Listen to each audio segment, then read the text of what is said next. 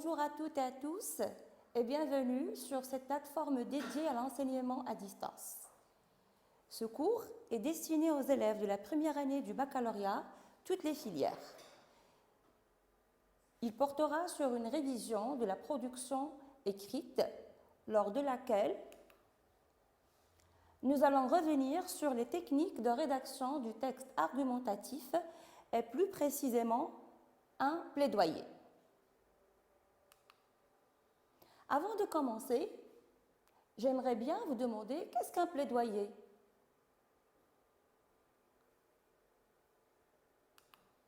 La réponse est simple.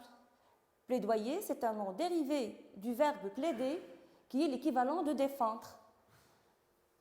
Donc le plaidoyer, c'est tout discours dans lequel on défend une idée, une cause précise, une personne, etc. C'est une allocution orale ou article ou texte écrit. Donc, toute personne peut rédiger un plaidoyer, peut rédiger un article pour défendre une cause ou une personne ou une idée, une thèse. Le discours de l'avocat en est un type. Le discours de l'avocat est un plaidoyer. C'est le discours qu'il prononce devant une juridiction plaidant en faveur de son client.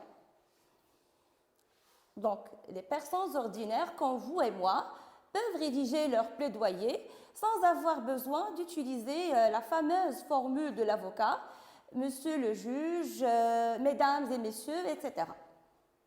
Donc, c'est un texte argumentatif comme tous les autres textes. Je vous présente d'abord la consigne.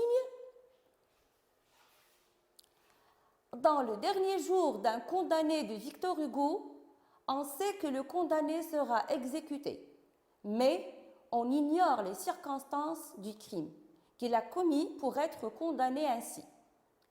Rédigez un plaidoyer dans lequel vous défendez le condamné à mort. Développez votre réflexion en vous appuyant sur des arguments variés et des exemples concrets. Avant de commencer la rédaction au propre, il y a un travail à faire en amont, au brouillon. D'abord, il faut comprendre la consigne. Il faut chercher les mots-clés pour pouvoir cerner la thématique à développer. À travers cette consigne, on a condamné, exécuté, circonstances, crime, commis, condamné encore une fois. Donc voilà la thématique. Vous devez rédiger un plaidoyer qui s'articule autour ou bien qui défend un condamné à mort et pas n'importe quel condamné à mort.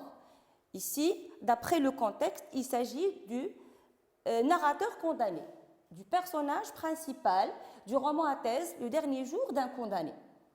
Deuxième étape, il faut d'abord se demander quelle est votre tâche.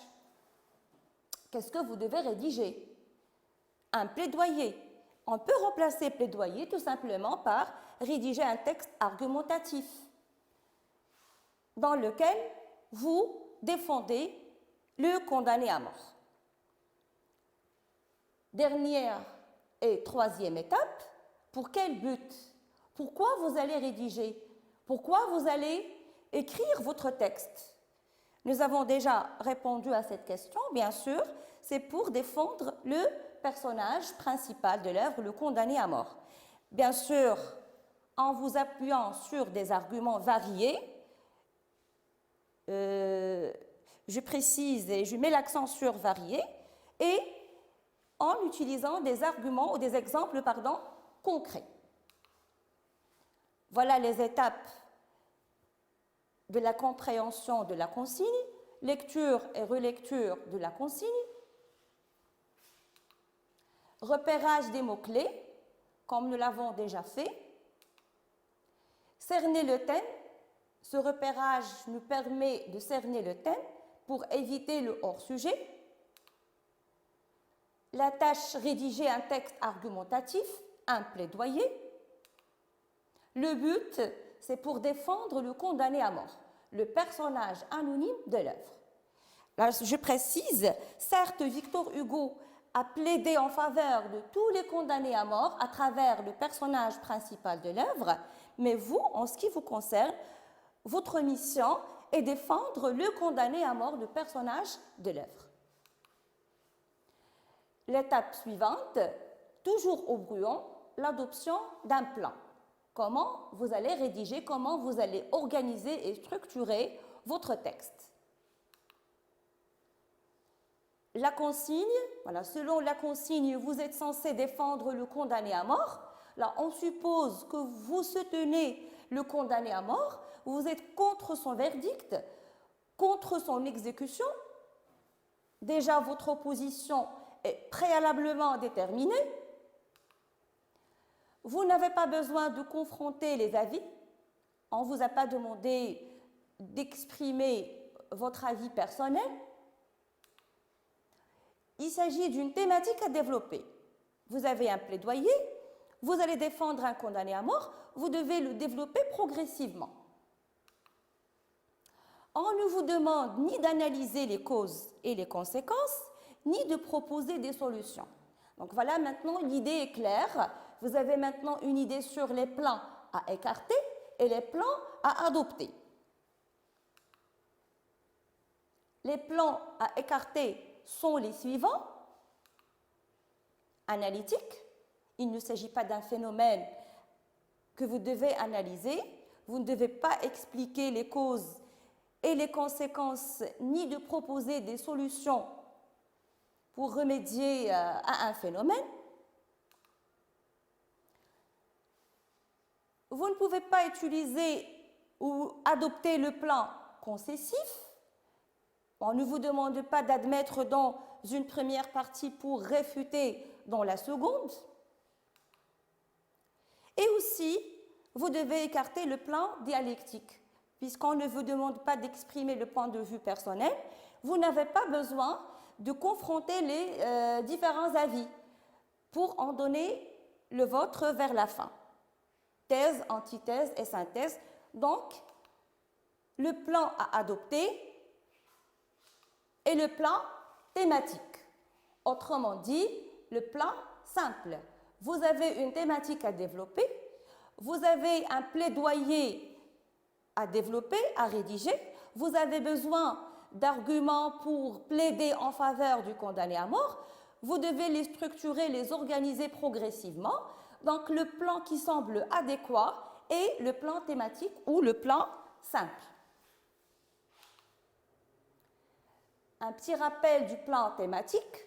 Alors, comme tout plan, ou bien comme toute production, le plan thématique commence par une introduction. Le premier paragraphe de votre production, il comprend normalement entre 4 à 5 phrases, sans saut de ligne, à travers laquelle vous devez accrocher l'attention de votre lecteur et aussi de votre correcteur. Celle-ci se déroule en 3 temps.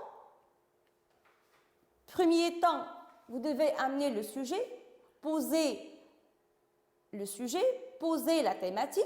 C'est une mise en scène générale, sert à présenter le thème, soit à travers une définition, à travers le recours à l'œuvre, à travers des citations, une citation pour introduire votre sujet.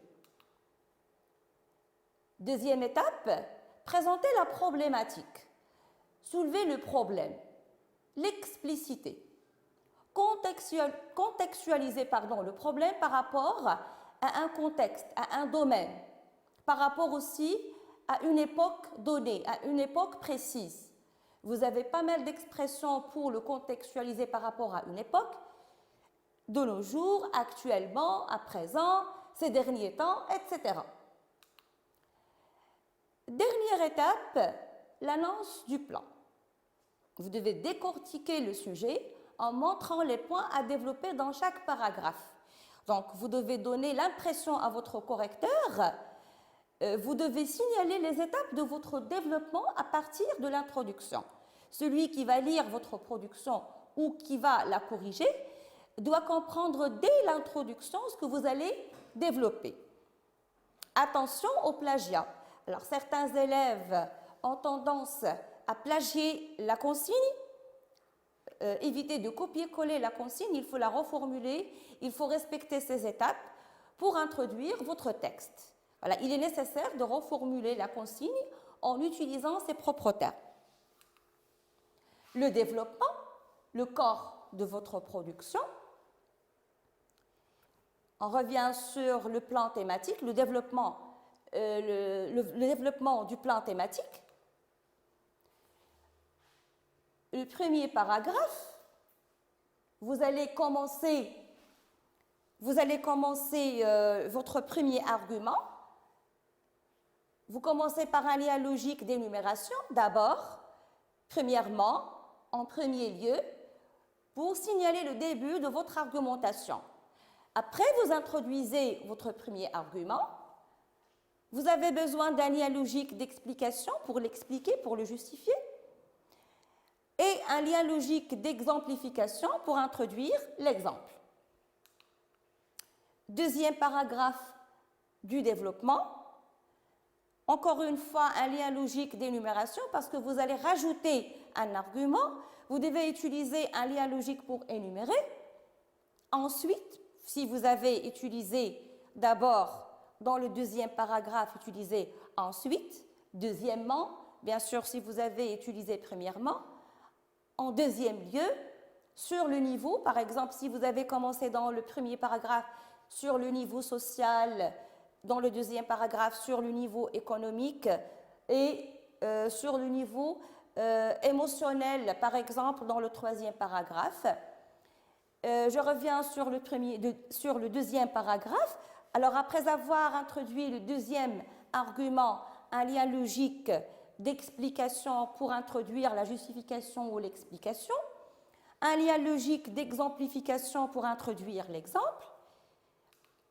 Par la suite, vous passez au troisième paragraphe, un troisième argument, vous allez l'introduire par un lien logique d'énumération, enfin, en outre, de surcroît, et après avoir introduit le troisième argument, un lien logique d'explication, pour donner la justification et pour expliquer, un lien logique d'exemplification pour introduire l'exemple.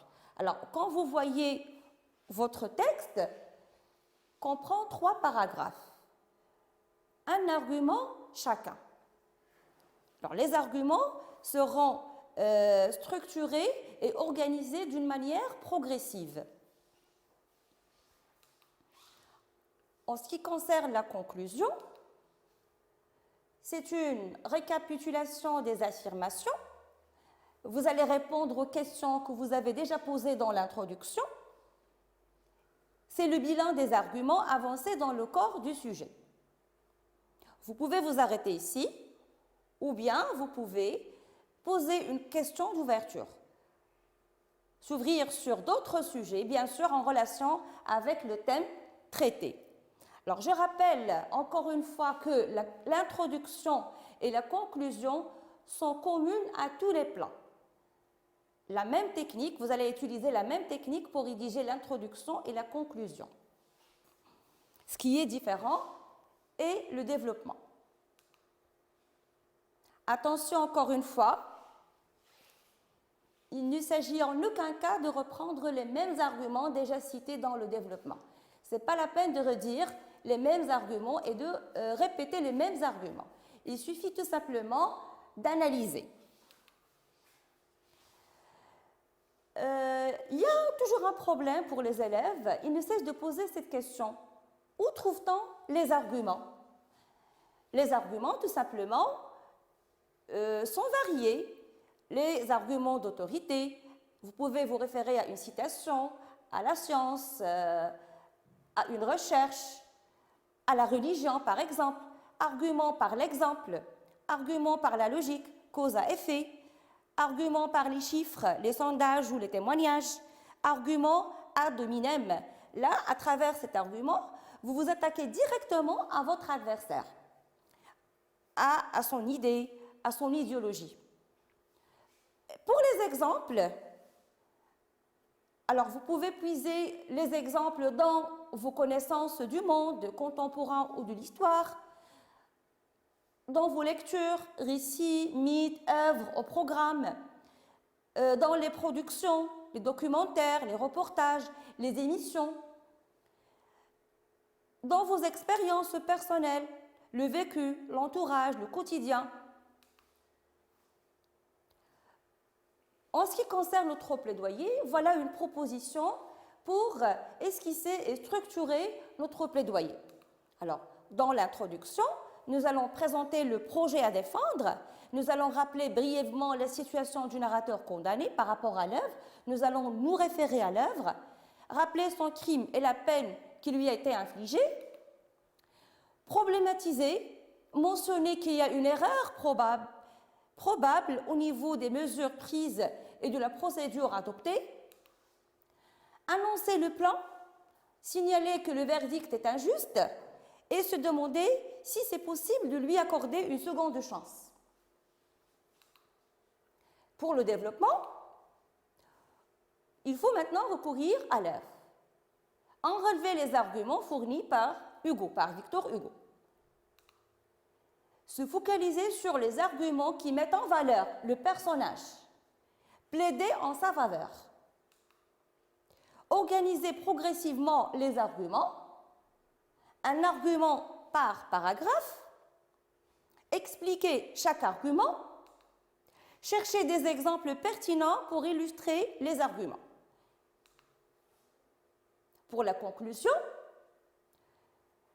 demander d'alléger la sentence de mort, apitoyer les représentants de la justice. Votre mission est d'agir sur la justice, sur les représentants, sur le juge, sur l'opinion publique et sur la société.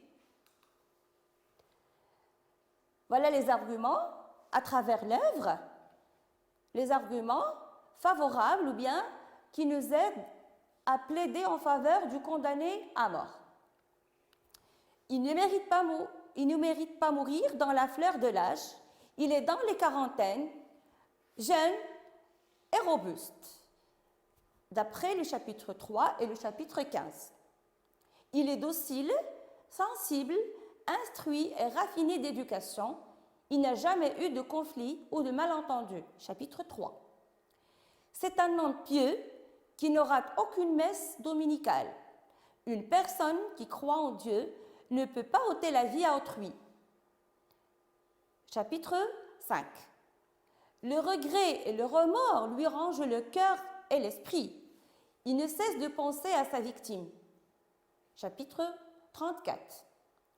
Il n'a pas de récidive. Son passé est marqué par l'innocence et la soumission à la loi. Toujours le chapitre 34. C'est un père de famille.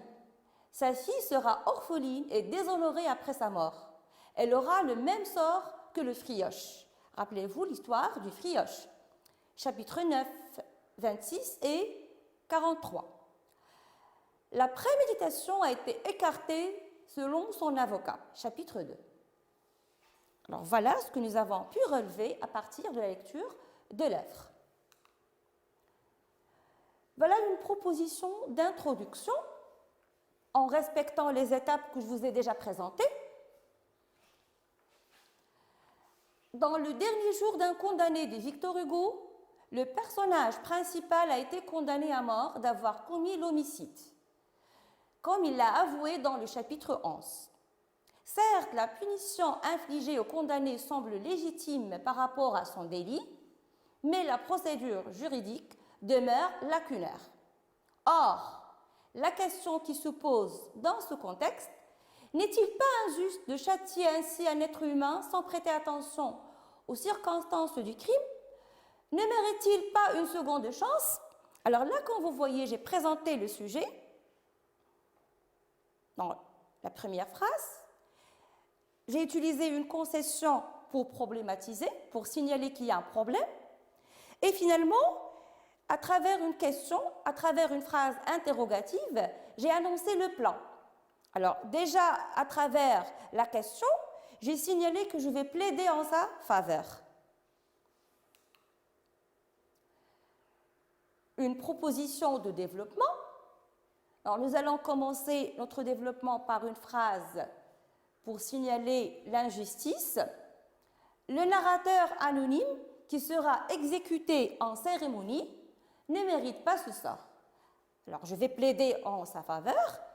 Donc, pour moi, il ne mérite pas ce sort. De prime abord, il ne s'agit pas d'un élément nuisible à la société. En effet, ce citoyen ne représente aucune menace vu qu'il n'a pas de récidive. Ainsi, confirme-t-il dans le chapitre 34 quand il a évoqué l'innocence qui marquait son passé. Alors là, comme vous voyez, j'ai introduit un argument, j'ai utilisé un lien logique d'énumération, puis un lien logique de justification pour introduire la justification et ainsi pour introduire l'exemple. Deuxième paragraphe. En outre, c'est un pieux serviteur qui ne rate aucune messe dominicale. C'est ce que nous avons vu dans le chapitre 5. En prison, il ne ratait aucune messe dominicale. C'est-à-dire, je vais justifier, c'est d'après moi, quelqu'un qui croit en Dieu ne peut jamais ôter la vie à autrui, à moins qu'il ne soit en cas d'autodéfense. Alors, là, j'ai plaidé en sa faveur. Selon son avocat, la préméditation du meurtre a été écartée. C'est ce que nous avons vu dans le chapitre 2.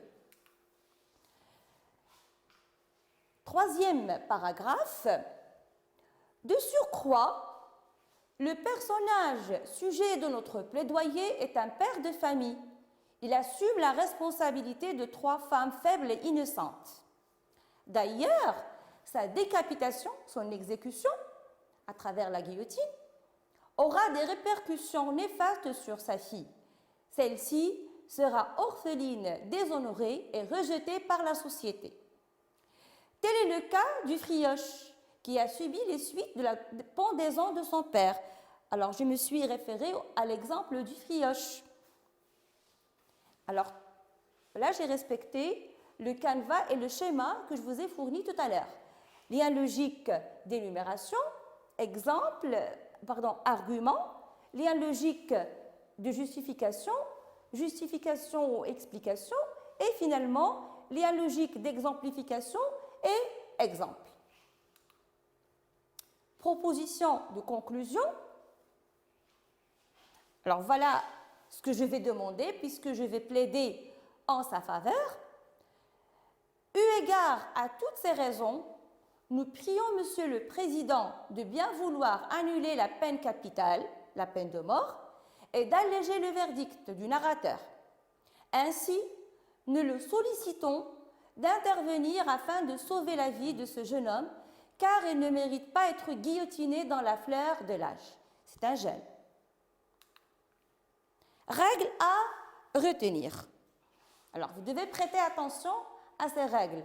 Pour réussir votre exercice, veillez à l'organisation des paragraphes. Organisez votre texte. Les sauts de ligne. 2 lignes entre l'introduction et le développement. Alors, après avoir terminé l'introduction, sautez 2 lignes pour commencer le développement.